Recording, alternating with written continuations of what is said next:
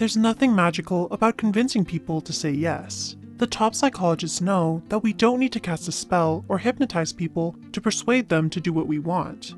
All we need is a solid understanding of psychology. So what does science say about the art of persuasion? How can we use our knowledge of the human brain to get people to say yes? We've come up with 7 tricks that might just work. Know your audience.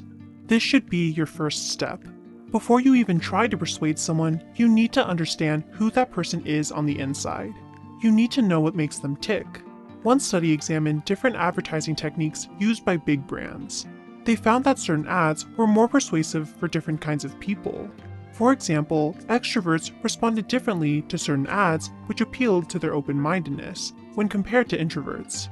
Changing your persuasion tactics based on the unique aspects of the person you're trying to persuade is called psychological targeting, and it's extremely effective. Do favors for people. One of the best-known persuasion techniques revolves around something called the reciprocity bias. This has been analyzed in many different studies. Basically, what it boils down to is simple. People are more likely to do favors for you if you've already done a favor for them in the past. If you want to persuade someone to do something, then you might want to help them out before you ask. The best part about this is you don't need to actually explain what you're doing. There's no need to approach the person and slyly state, "You scratch my back, I'll scratch yours." Reciprocity bias influences a person on a subconscious level without them even realizing it. Tell them everyone else is doing it. It's amazing how people will do just anything if it's seen as trendy. This is called social proof, and it's a well-documented phenomenon in psychology today. Fortunately for you, it's also a great tool to use in the art of persuasion. If you're having trouble getting someone to say yes, then you might consider pointing out all the other people who have made the plunge. If enough people are doing it, people are much more likely to say yes. Make it sound like a rare opportunity. You've probably heard plenty of ads which rely on this persuasion technique. How many times have we heard a salesman tell us to act quickly and that soon all the products will be gone? This technique revolves around something called the scarcity principle, which is another well-documented psychological phenomenon. People are much more likely to act if they feel like whatever they have to gain is in short supply.